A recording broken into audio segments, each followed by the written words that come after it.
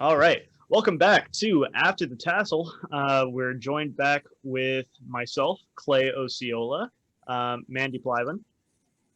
Say hi, Mandy. Hello. Michelle Craighead, Hi there. and our special guest, John York. John, how about you tell us a little bit about yourself?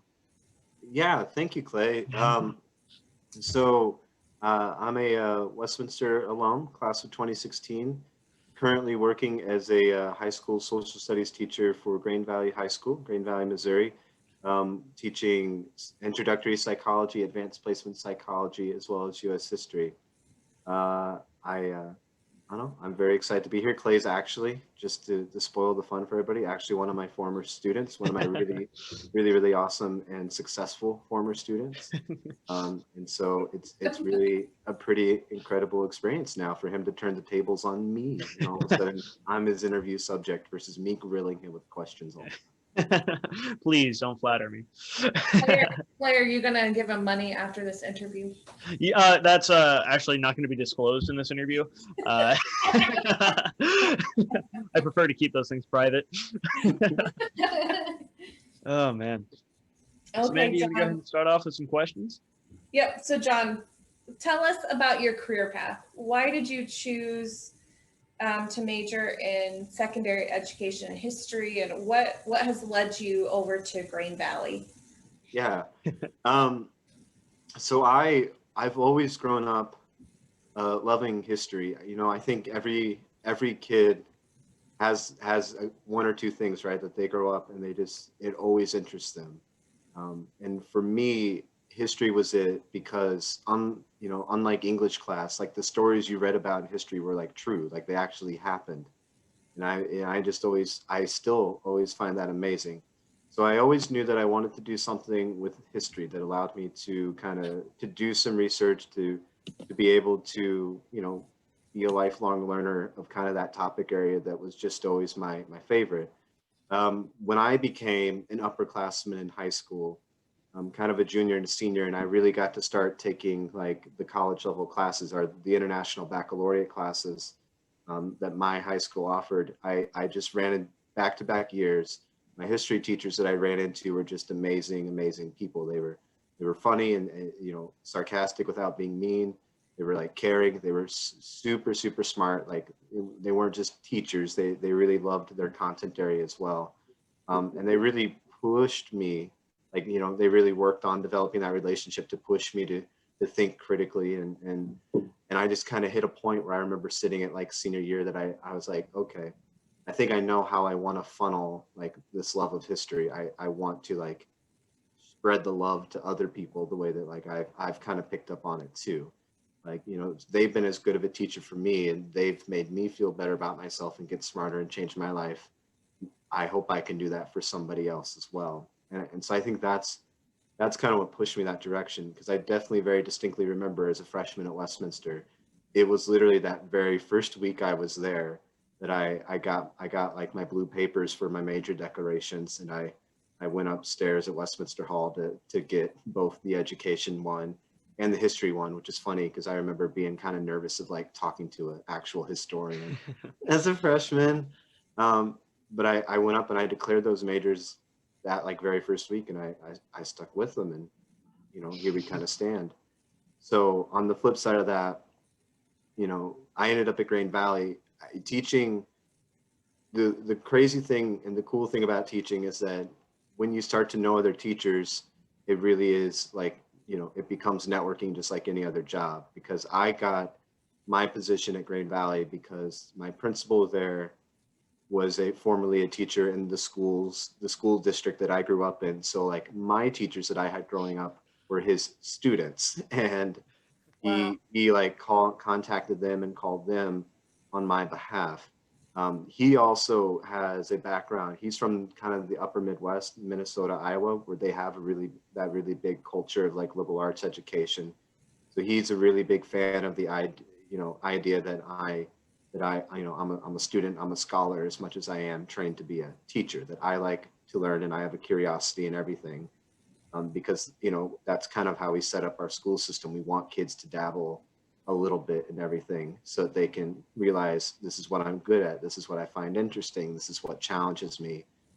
And so he definitely had the mindset that I would be the right kind of a person to try to help, high school kids get ready for college that way, explore what interests them, what type of people they want to be, because I had had that experience going to Westminster as well. Gotcha. Awesome. Well, it sounded like you had a lot of mentorship in high school, like your senior year, kind of, solidifying your career path to history and teaching. But what were you supposed to be as you were growing up? Were there any messages from parents or peers or family members that kind of molded your decision to attend college? Yeah. It's well, just on the quick side, it's funny because I remember visiting with my one of my old high school teachers when I was freshman or sophomore at Westminster, because I actually went with a couple of my high school classmates went to Westminster with me too. And it was just funny. The first thing he said when we sat down, we brought him coffee for that meeting. He's like, what sucks about this year, about you guys being gone? There's just no, like, the kids just aren't as much fun to like become friends with, so it's funny you mentioned the whole like mentorship angle for sure. Yeah. I mean, both of my parents, I'm very fortunate. Both of my parents are college graduates. In fact, they were the first generation college graduates in their family, and they both have master's degrees as well. So they definitely kind of set up like, we worked hard so that you and your sister can work hard in pursuing your own dream too. And your dream might seem a little more possible. Like you might be able to dream a little bit more about everything than what we were able to do growing up when, like, mom's parents, her mom was like a stay-at-home parent and her dad ran a laundromat, and my dad's dad worked for an insurance company. Like you guys get to dream bigger than that. And I think growing up, because again, the love of history is something it's just always been like my content area. I think the real dream, like they've grown to love teaching, and they've grown to love that I do a good job with it. But I think the real dream, mom wanted me to be like David McCullough or Doris Kearns Goodwin. She wanted me to write like those like best-selling history books and be the person interviewed on NPR all the time, and like invited to give speeches at the National Archives. And I'm not saying that can't happen. We're only in our 20s. We got a long career and many hats to wear.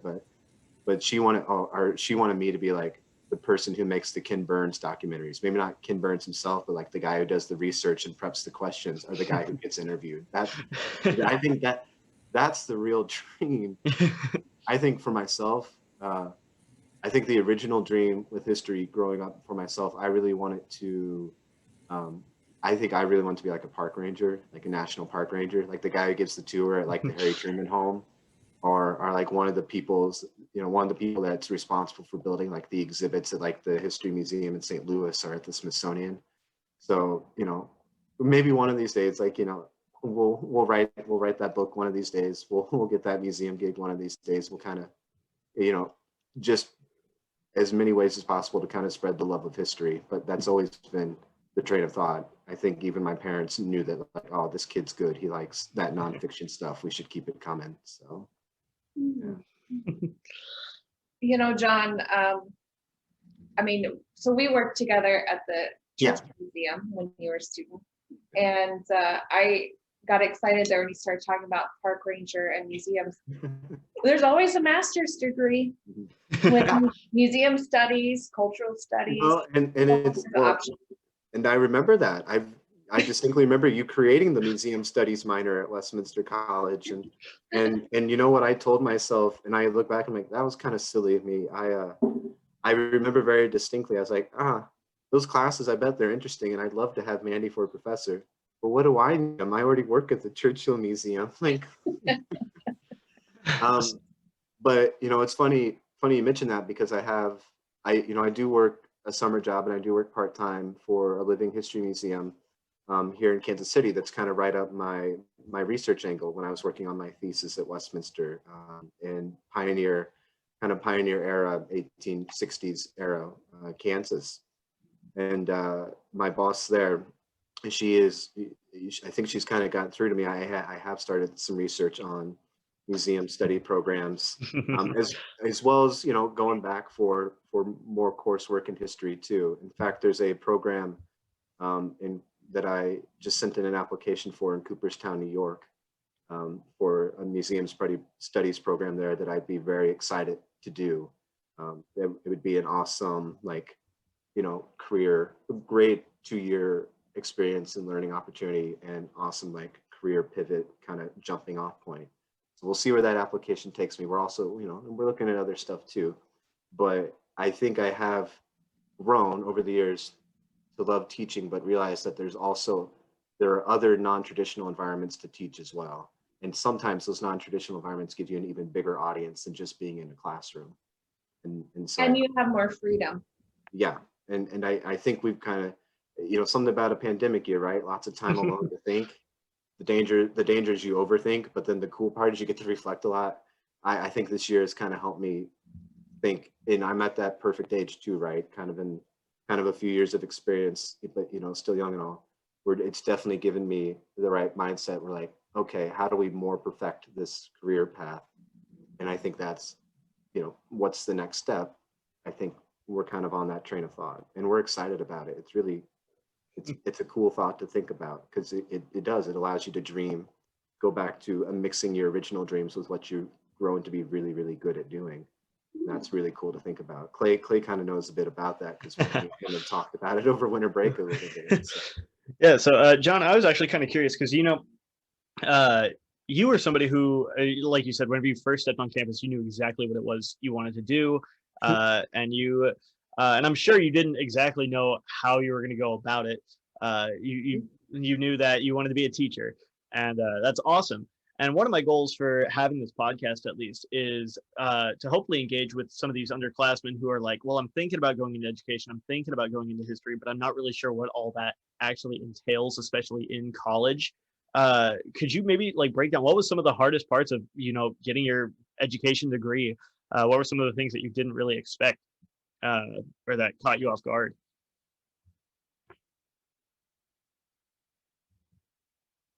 Oh, did I freeze? I think I froze.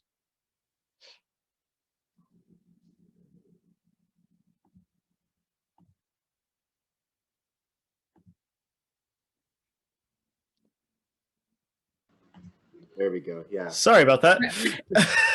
So, as an education major, doing it, you know, so there's multiple ways to become a teacher.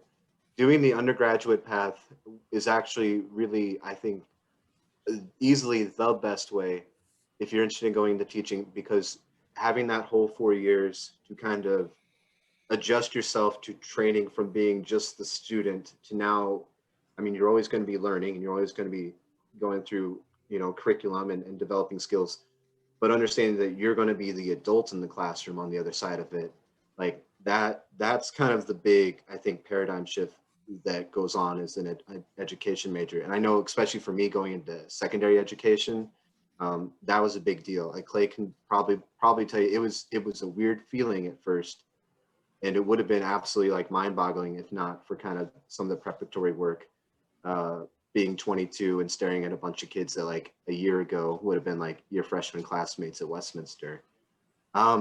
So like as an education major, if I can remember correctly, it was about 60 hours of coursework, of which of course a significant chunk, about 15 of those hours, is the very last semester when you're doing your student teaching. So your student teaching seminar, as well as credit for the student teaching itself.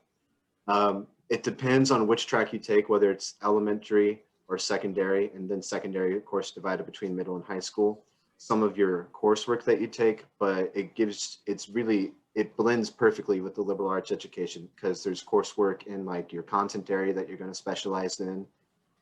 There's coursework in like adolescent growth and development and psychology to make you, you know, help you become better and like understand the people you're going to work with. There's coursework in curriculum and writing. There's coursework in classroom management, and even just the basics of how to design both a virtual and a physical space. that is fits your personality and what you need to do at your school the most. And it's really nice because you actually, the way they kind of set up, and there's also the field experiences before student teaching. I should slow down. There's also the practicums, practicum 1, practicum 2. So it's actually really nice because it's designed to build a little bit on itself. Like, okay, you want, the first year class is kind of like, you're interested in being a teacher. Let's get at the why you want to teach. Let's get at the kind of, here's a little of the history of education. And let's also give you, your first practicum, a little bit of a taste of what it's like to be, one of the adults in the room instead of one of the students. And it kind of builds up nicely, a little bit at a little bit, as you work your way through it, to where, by the time you get to the level 400s, you are very comfortable treating your professors a lot like your future principals. It's all about, what can I do better because it serves the kids better, not because I want a better grade, but like it makes me do the job better, which helps the kids more. And it's all about getting you comfortable for that student teaching experience, because that in and of itself is very different. That is a different experience than, like, I think most college kids go through, where you actually spend a whole semester.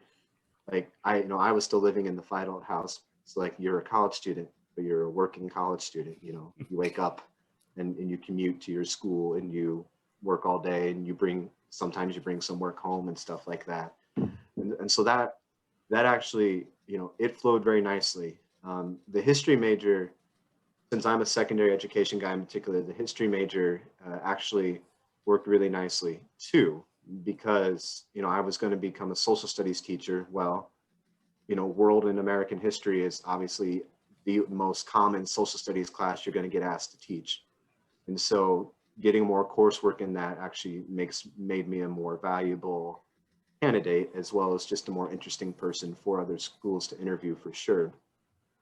But then, I think the things about the history that really worked in well is that if I felt that doing the education major was really kind of solely focused on, like, all right, here's the career, here's the career, here's the career, history is kind of like, since it's the passion and it's the content, kind of gave me something to, like, remind me, okay,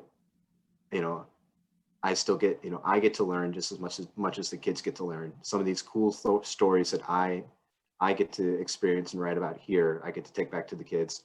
Also, I think made me a better teacher, because it taught me better writing skills and better ways of, like, researching and better ways of putting an argument together, which is, of course, the biggest skill we try to teach kids too. So, kind of works its way up as well. You start with things that are similar to what you take in high school, like whether you take regular or AP US history, and then you get to take kind of like cool classes that are whatever interests you. Like I got to take a class on the Civil War. I got to take a class on social movements, got to take a class on just Central Europe. So you can take classes on things that interest you or things that you just want to know more about. And then if you're an education major, you can get a history double. At least you used to.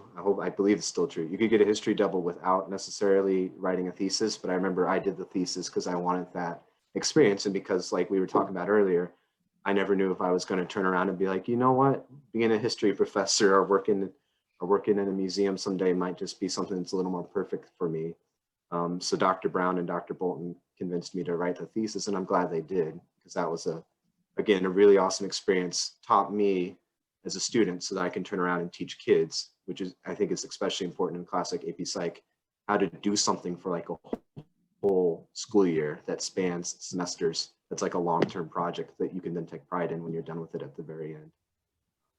So, they both really flowed very nicely together, which is really pretty awesome. Definitely made me a better critical thinker, made me more knowledgeable of content, but also just made me more knowledgeable for, like, working with younger people who might struggle at times the way that I kind of, got busy and had a lot of work and struggled at times too. John, I want to go back to your practicum experience, or the student teaching experience that last semester. It almost be great if all majors had that as a requirement. The last semester of your senior year, all majors have this semester-long, full-time kind of internship experience. And I know yours wasn't an actual internship, it was student teaching, but what kind of advice would you share with other college students about how to be successful at their internship or their job or their student teaching experience? Yeah. No, and I agree with you. I think that is by far one of the best ways that we can help people is we can put them in, get them in the field, have them, because what's the number one way that we learn, especially when we're younger? It's by observation, it's by watching, which I, of course, learned from my psychology teaching days. My advice to young people, and I think it's the most important thing in the world to be curious, especially when you're young or when you're new at something, whether it's a new job or a new place, for sure. I think if you're curious, that tends to lead you to be more open-minded. That tends to lead you to use both of your ears more than trying to talk your way out of problems, trying to listen to solutions or listen to the advice that's going on around you. I think if you're curious, that kind of gives you a lot of intrinsic motivation because you want to wake up the next day and see what's going to be different, what's going to be new, what's going to be better, what is it that I've mastered already. And so I just think that that's a big benchmark. And I think the other kind of couple things I would say about internships or, field experiences when you're young, always ask questions. That's a huge one. That's something Dr. Goodfellow grilled in me as a student in the history department, and it's something I try to grill into my students now as well. But if you don't ask questions, people don't always know what to pick up on that you're struggling with or that you don't understand. Asking questions is what helps to clarify all that. Also, it builds a lot of trust between you and your superiors or you and your colleagues, because they understand that you just want to do this job, this task, as best as you possibly can. And then, of course, something that I think we should all do just in all points and times, be patient and be happy. Be patient, be happy, and be kind. People like working with people that they like, and people like giving opportunities to people that they like. So it's not about being swarmy. It's not about it's not about it's just about doing the small things that make a difference. Can you offer to buy coffee one day? Don't do it as an expectation, but just offer to do it one day. Offer to help if people are kind of looking like they're confused.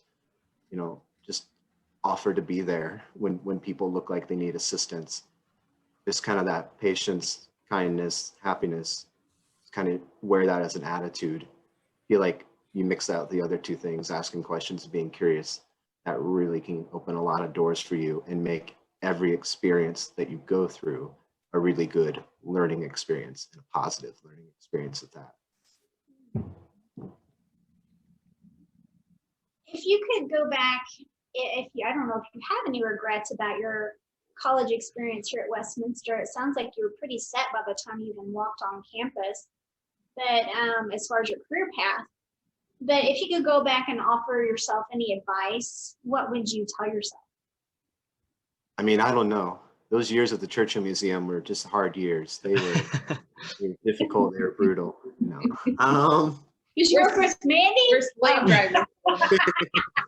I mean, there's some stories about a young man who grew up, and part of his growing up was at that Churchill Museum, and you wish you could change them, but you realize they help shape you into the sense of humor and the quality person that you are. Exactly. No, I think if I would go back and I would give some advice, I had a great Westminster career, and I have a really good young professional career as well.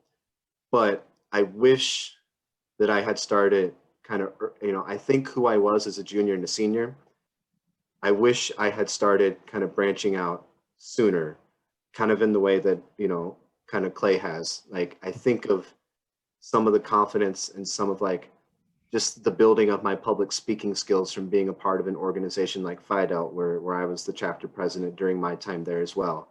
I wish I had kind of, done that sooner, because that just living in a house of people with very different personalities and lifestyles than my own, made me a better person, made me more calm and more patient, made me a better teacher though, because I realized kids look at school differently than I look at school. I wish that I had, kind of at an early age, been more active in just the networking around campus and the getting to know people.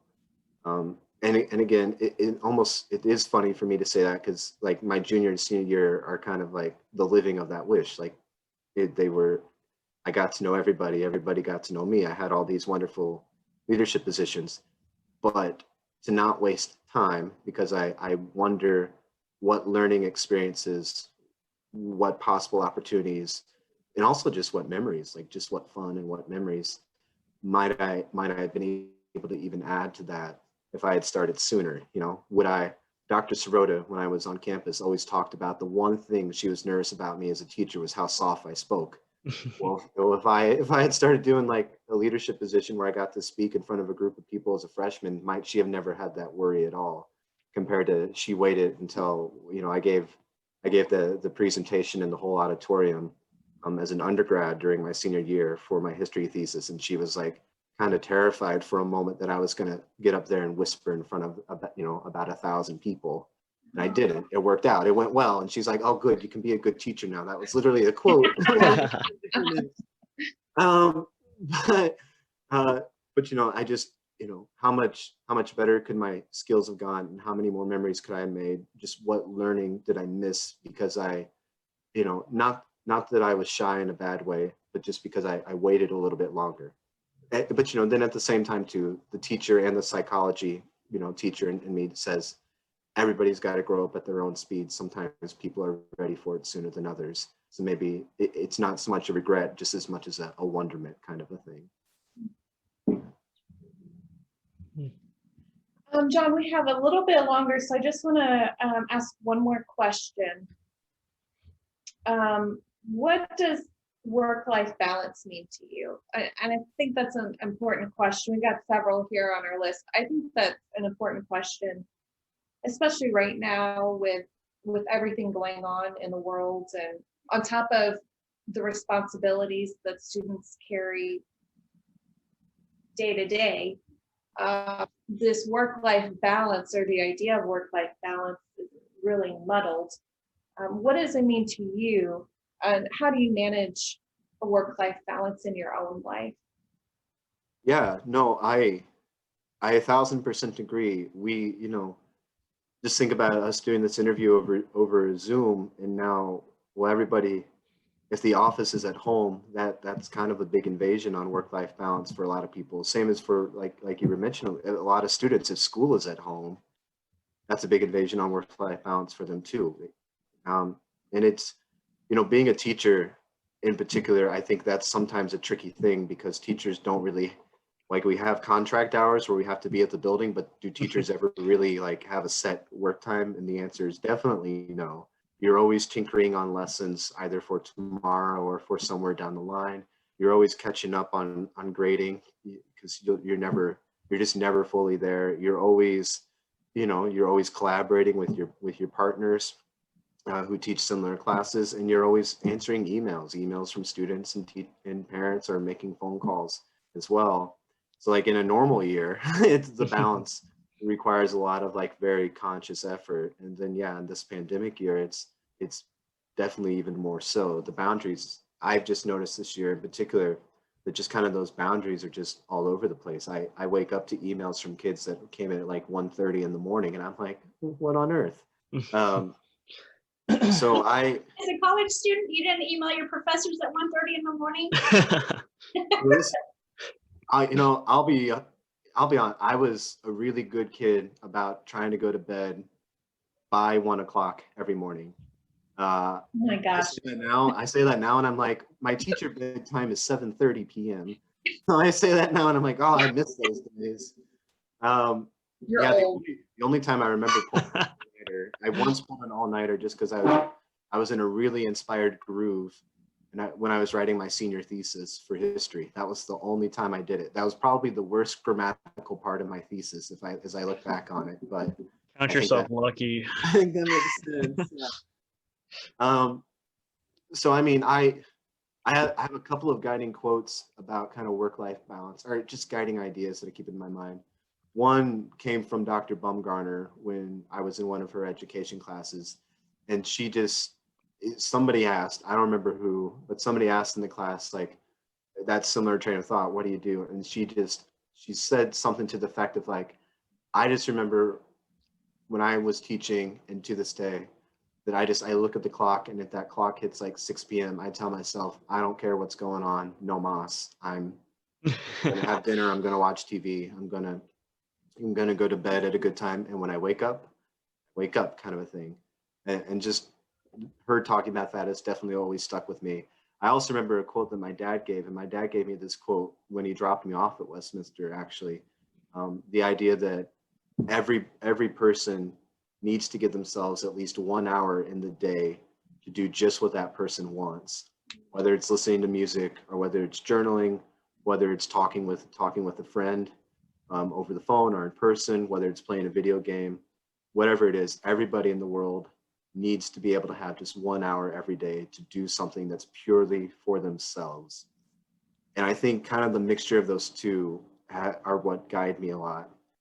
Because I know in my life, I tend to get to that point where I'll look at the clock, and I tell myself, just like Dr. Bum, oh, it's okay, it's 6 o'clock. You know what? It can wait till tomorrow morning. I tend to be more of a morning person anyway. I like waking up a little earlier, and I like being one of the first in the building. We'll finish it first thing in the morning when it's nice and quiet, and like all the junk of the day has exited our head from our dreams. So I know I wasn't very good at that the first couple of years teaching. When Clay had me as a student, I've definitely become much more judicious and better about that. Like, unless it's an emergency and something's on fire, we'll take care of it tomorrow, kind of an idea. I know to try to kind of maintain that semblance of a life outside of class, I personally do love to listen to music.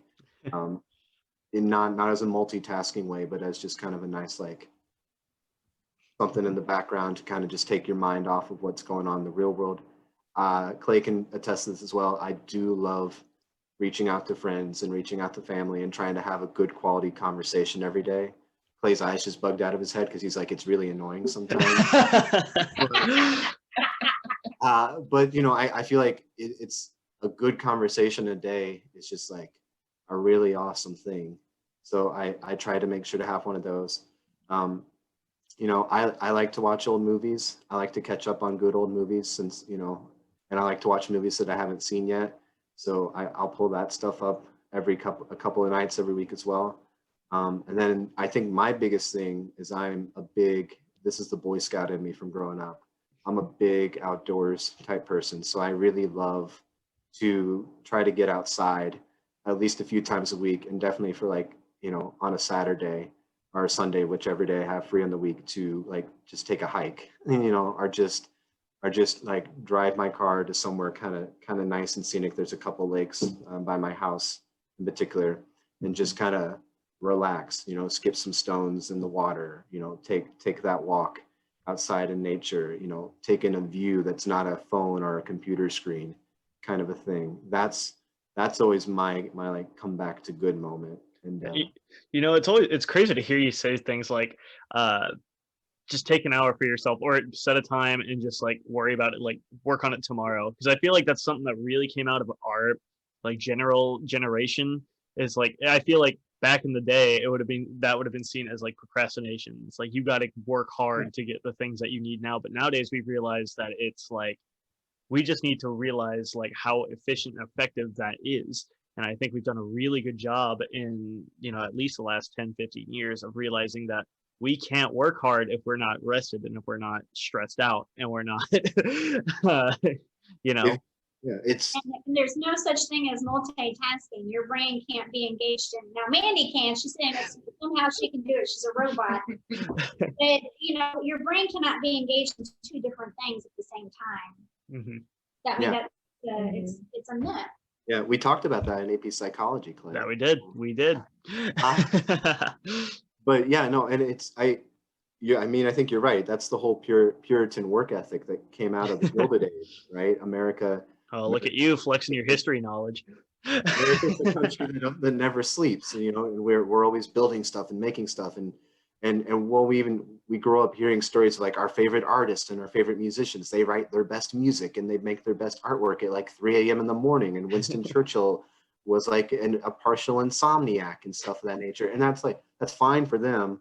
I'm not that person. Correct. And I think more people really need to realize that you are not the same person as X, Y, and Z. It's like you are your own person. You do what you need to do to be effective.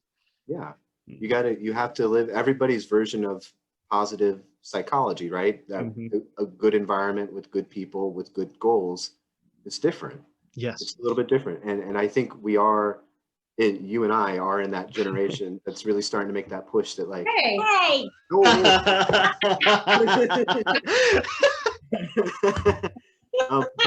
I do think we've hit. I think that's kind of one of the next social movements coming up. Like, everybody needs to realize that work is important. Everybody wants good work. Everybody wants to be valued for doing good work. But the measure of a human being is not just the quality of their work, it's the quality of the relationships, and it's the quality of the lifestyle that they led with them too. We are bigger than just a name on a plaque celebrating 30 years of service. We are people who deserve to make memories. We are people who deserve to help other people make memories, because that's what people, that's what we do as historians, right? When you write about Abe Lincoln, nobody wants to hear about the House Divided speech again. People like hearing about, like, how he walked, or like the stories he would tell his friends. That's the measure of a human being that really lasts throughout the test of time. Are you sure you're only in your 20s? You sound and speak like you're an old soul. There is a reason that there is I'm very fortunate. I'm very, very fortunate. There's a reason that there is a good large group of kids at Grand Valley High School through my years who I've been able to make a pretty big impact on. The mixture of only looking like an older brother because I look like baby-faced, just like all of them, with just, just kind of that step up of, like, wisdom and knowledge is a big deal. But I have to say, I'm pretty lucky. I have had, and you mentioned this earlier, I am one of those people who have had nothing but a string of amazing role models and mentors. My parents are a little bit older. They are people who love to learn, and they love to meet people, and they love being kind. When I was a freshman, who did I get to know first, like, really, really well at Westminster? I got to know Mandy, and I got to know Becky McHugh, and people who, have really lived, just amazing lives and aren't afraid to share the stories about it as well. And my professor, Dr. Brown and Dr. Bolton they're very wise people who, with open minds and open arms to telling you what things that you need to hear. I've been very lucky. And I think that's where also I watch a lot of PBS. So I think that's where that personality. But I appreciate you saying that. So. All right. Well, John, I'm trying not to cry over here. I miss having you on campus. We're going to close out with the rapid fire questions, but before we do that, is there anything you would like to share with our listeners before we end our interview? Take as many pot shots about the Wi-Fi and the quality of eating home food as you can, because it'll never stop being funny. But realize the best part about Westminster is that you really are getting a great education, and you're meeting other adults, older adults, as well as classmate adults who will genuinely care about you and be friends for a lifetime. And that's the power that can change somebody's life for the better. So definitely soak it in, take up all those experiences. Great. You need to come and be a co-host to these for these interviews. Listen, I'm about to have some summer availability here, and maybe eventually in the future. So whenever the school year ends.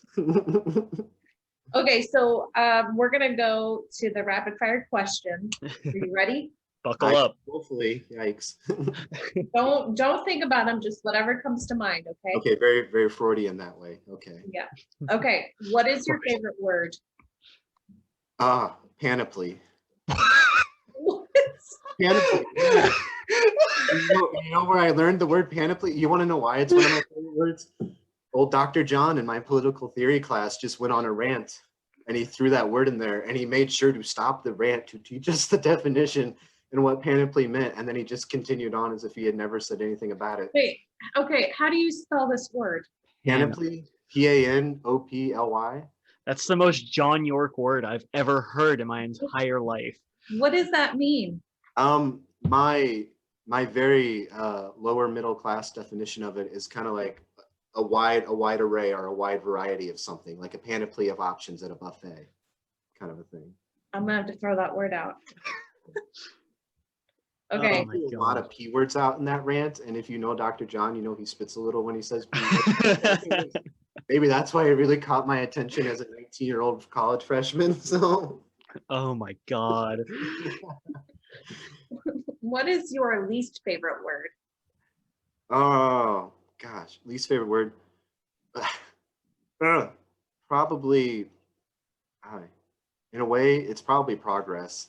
I don't know, because I just feel like it's overused. Like everybody's like, I'm a work in progress, or like class is a work in progress, and I feel like I overuse it. But it's like, I feel like we know that progress, it is what it is. It's never ending. Always happening. Yeah, like that's it. Like, can you please stop pointing it out? Like, it is.